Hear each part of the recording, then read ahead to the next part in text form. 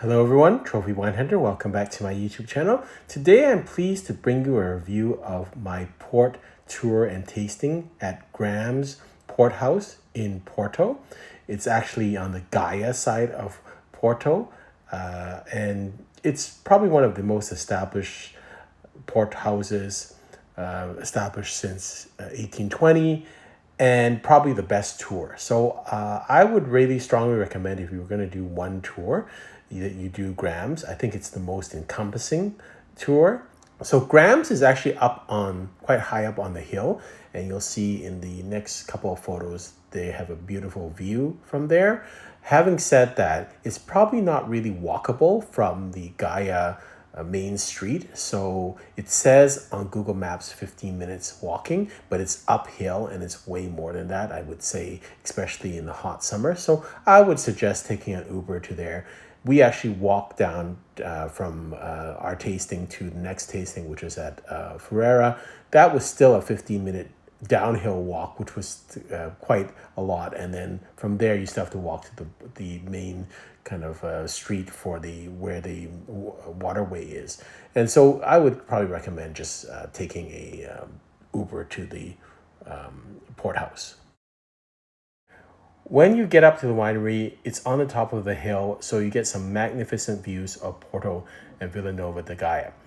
Vila Nove de Gaia and Porto are two separate cities, separated by the Douro River, but they're always known as Porto collectively. It's interesting to note that, basically all the cellars or the port houses are on Vila Nove de Gaia, but it's actually still named port houses or Porto because all the money in those days was in the Porto side. And so they wanted all the kind of glory associated with Porto, even though everything is on the Vila Nove de Gaia side.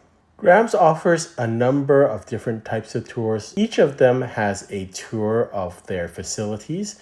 With the higher end ones, it's a private tour, and then the pricing is mostly the difference of the ports that they serve you and the place that you drink it in.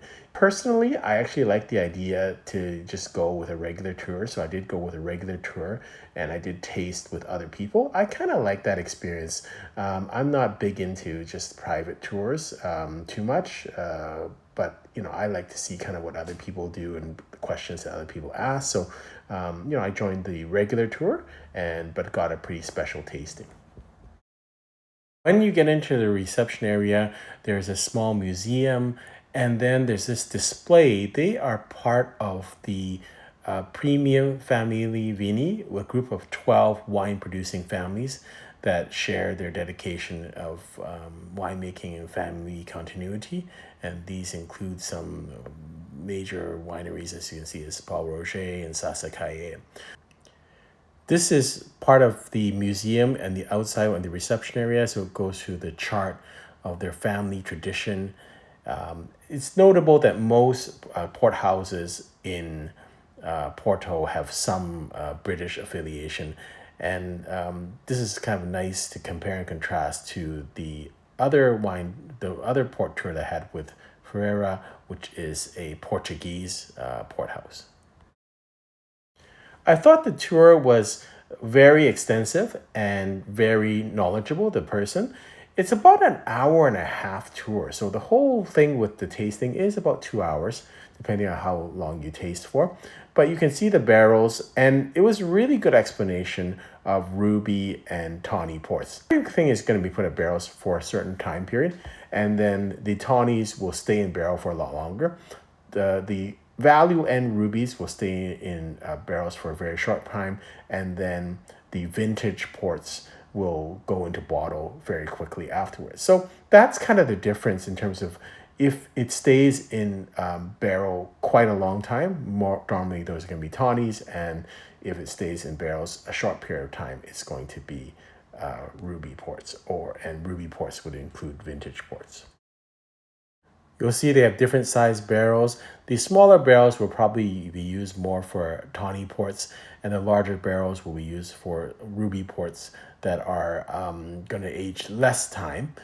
And it's very interesting. At the end, at the bottom, you'll see it's all stone, and that's partly that they can figure out if these barrels are leaking, because of course if it's leaking, then the white stones on the bottom will turn red. The bigger barrels are used for mostly ruby ports. And the big difference between ruby and tawny ports, as we look at the barrel for the 2019 late bottle vintage port, and again, late bottle vintage port is just what it exactly the name suggests is that it's bottled late. This is the 2019 vintage. It'll spend up to 4 to 6 years in wood before it's bottled, and then it'll become a vintage port, a late bottle vintage port. The difference generally between ruby and tawny ports is that the tawny port is aged in barrel a lot longer, but once it's put into bottle, generally it does not evolve anymore. And again, they are aged extensively. You'll see 10, 20, 30, 40, 50-year expressions of tawny port, whereas the ruby ports, they will put into casks or barrels a shorter time period. If for late bottle vintage, it's 4 to 6 years, a little bit more. For rubies that are just like you'll see there's 6 grapes, it's just a very short period of time. But once it puts into bottle, it's still evolving. So these vintage ports will continue to get better with age, whereas a tawny port will not get any better with age. They had some really old oak barrels, and this is some of their favorites. This is the 1948 on top, and then on the bottom you'll see them just labeled as very old port, and it's Andrew Symington, which is one of the owners in the past. They not sure exactly what the year is, but they believe these are from 1882. So there's 2 barrels of this. So that's probably one of the explanations of why port is not, more expensive, because there is, for instance, with 1882, any other still wine, you probably would never have 2 barrels of this left. And so that's probably 2 barrels, like 600 bottles of 1882 port, and they've got things like 48, 35. They've got tons of it, and so maybe that is a bit of a supply demand issue, that they have quite a bit of it, and maybe that drives down the price a little bit. Having said that, they are very good. So this is a VV Old Tawny, and that is again from 1882, and that's what they believe, that is from approximately 1882. And you can buy actually these bottles, and also you can get a glass of it at Grams, and I think it's like €750. That's a little bit too much for my taste, but they have all types of expressions, as you'll see in the tasting. That's very interesting. Then we were brought down to kind of another area where the finished bottles are stored. And this is not just a museum. This is real. They actually do store real port here. There was, and this is where, this is the place where they store this. It's underground. It is kind of cooler. They also had some older ports, which you'll see in the next couple of pictures, which were kind of brought in from the owner's own selection, but they have even more of that. So these are just example bottles, and I don't think they're for purchase, but it was just interesting to see the variation. And again, that's probably one of the reasons why port prices do not appreciate so as much as, let's say, still wine. There's so much of it. Even, vintages like 30s, 20s, there's lots of it, which is a good thing for consumers too. It's kind of a neat thing to drink. It's also ages longer. You don't worry about storage as much. So it's, for the price, it's kind of a good thing to drink if you want this historical kind of context. Here I am in the main tasting room, getting excited for our tasting. Grams provides a number of different tours. Each person gets a tour, so different in pricing. So they have some tours starting at the €30 per person level, which is where you get a tour and then you'll taste in their main tasting room. Then if you go up to the 60 to €60 level, you will get a guided tour, a little bit better ports, and then be in the vintage room, which is where I was tasting. And then if you go up a little bit higher to 250 euros, you'll get really good ports, and then taste in the boardroom, which is private. And those tours on the $250 level are private tours. And then at the $350, we get to drink with a cellar master. But from my perspective, I was really happy to just drink or have the tour with other people. I like the interaction with others and just kind of just following along and listening to other people's questions. I didn't think the boardroom was as nice actually as this main tasting room. I really like the main tasting room. They did a bit of special tasting for me. I said I just wanted to taste vintage ports. So this is part of the 250 euro package, but if you were to do that package, you'd get a private tour, you would taste in a private place with in the boardroom, and you'd get more ports. I just didn't want to have that many. It probably was a good decision. So I only wanted to taste the 2007 grams, the 1994 Dow, and the 1980 Wares. I really like the selection that they have. Again, I think they have the best tour in terms of the best facilities, and then they have the widest selection of kind of levels for your tasting in terms of what type of ports you have, and they have plenty of ports. So you can see that's part of the ports that we're tasting. The first kind of port that I had, and I started from oldest to youngest, was the 1980 Wares port, and this was my favorite of the tasting. Wares is known for its floral aromas and elegance, and each house, just like champagne, is got its own style. So that was really neat to see that and compare and contrast this. This was our favorite port of the tasting, of the day, in fact. So this is obviously fully mature, but it's drinking so beautifully. It's so smooth, but it's so concentrated. And it's got that sweetness, but not overly sweet. It's just really well balanced, and just it's so nice to drink. Almost anyone, I think, would enjoy this, even if you're not a big wine drinker, because there's some good sweetness in this wine. So my notes on this: good concentration of dark fruits, figs, cinnamon, cardamom, plums.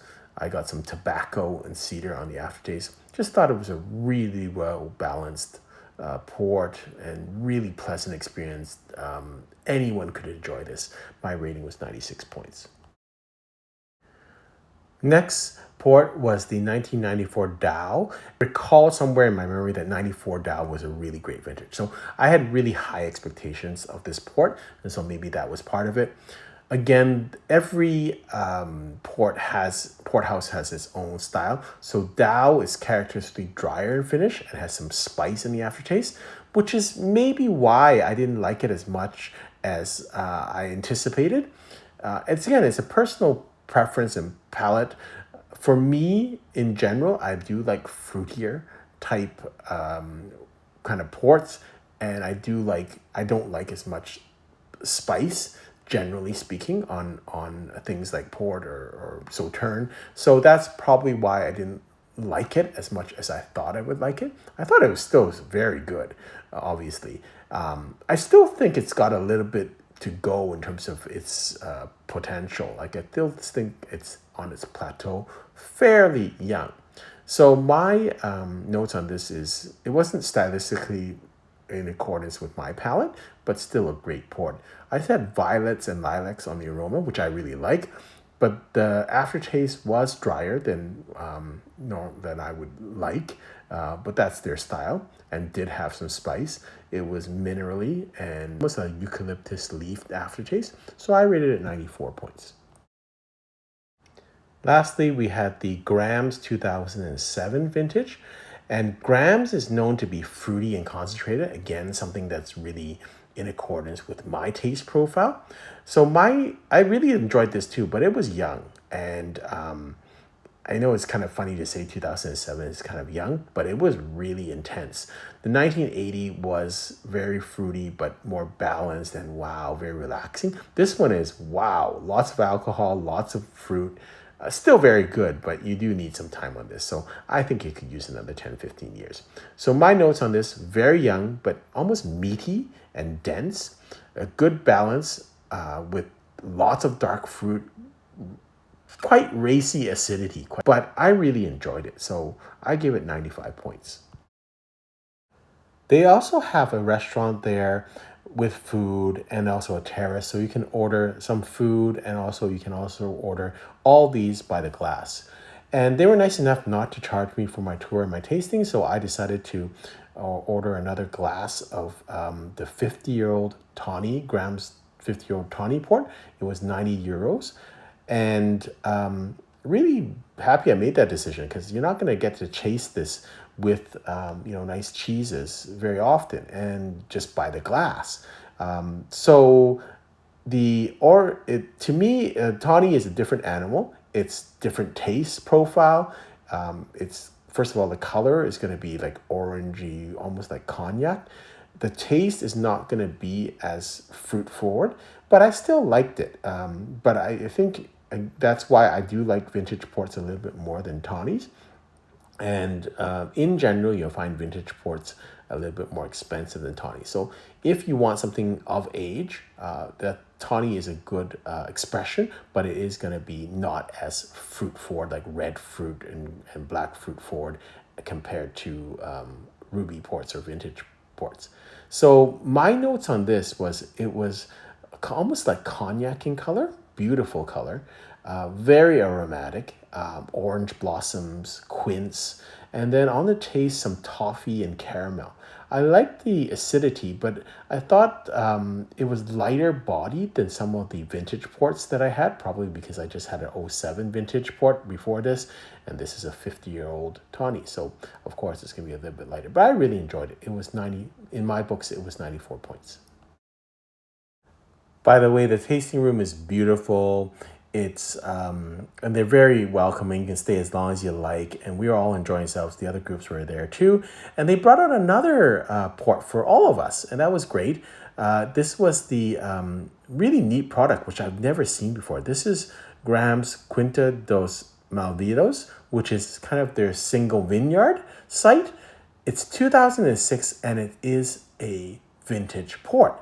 So 2006 was not a Graham's did not declare a vintage port, but for Quinta dos Malvedos, they did declare a vintage port. And I think the process is that they don't just think of this themselves. I think they have to send it to some council, and then they have to confirm for each winery or each port house whether that is the quality is okay to declare vintage. So even though in general 2007 is a great year and most courthouses declare a vintage port, it's not a given. You still have to get it rated. And in 2006, although it wasn't a vintage year for the port houses, Quinta de Malvedos produced a quality product that was so good that it was considered a vintage port. So I really enjoyed this. This is a product that I've never seen, and I think it's because it's an off vintage. It's almost, I always thought it was a late bottle vintage. It's one of these quirky things, and I don't think it's as expensive as vintage port. So I really like this product. If you can find it, I definitely would try to get this. This is kind of a very special occasion where you have Quinta de Malvedos, which is a single vineyard port, but you catch it because the quality is so good. You catch it in a off vintage as a vintage port. So it's really a unique situation. So my notes on this, I love the fruit. I love the accessibility of this port. It tasted a lot more youthful and easier to access than I would say even the '07. I thought it was easier to understand and more further along in the process. I had cassis and blackberry and a great chocolate aftertaste. I think it provides great value. My rating is 94 points.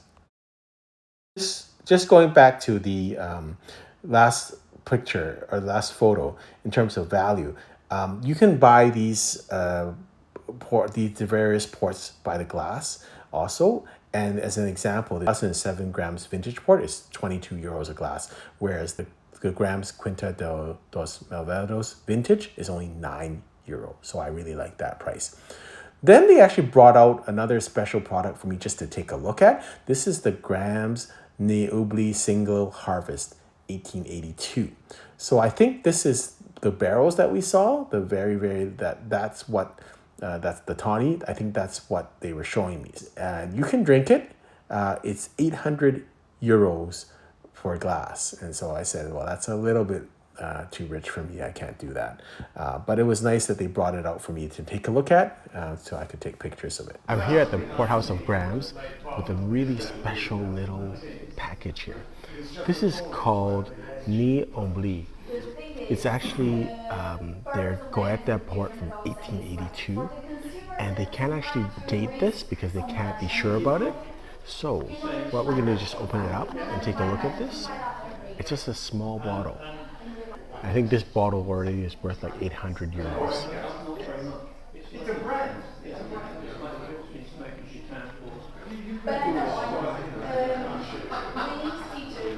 So that is 800 euros. Cheers. All in all, I had a wonderful time. I think it is the best tour out there. Don't get you if you're gonna go there. You only have if you only have an hour or so. I would not suggest going there. Don't rush yourself. You need probably with the tour and the tasting about 2 hours. Give yourself a lot of ample time. It's the best tour. It's got the best tastings, and it's got the base range of pricing in terms of what they offer. Tastings from 30 euros to 250 euros. Depending on what level of service you like, and depending on what the ports that you'd like to taste. I also like that they have a good variety of ports, from very beginner type ports, or if you just want to have a scope of ports, or you want the very expensive ports. They have all of that. They have ports by the glass. They have also a some little appies that you can order. So I thought all in all, it's a really, really good experience. I would kind of go there. If you only had one choice, I would go there. But again, you do need some time. Don't rush it. It is a very good tasting and a tour. Hope you've enjoyed this video. Until next time, happy drinking.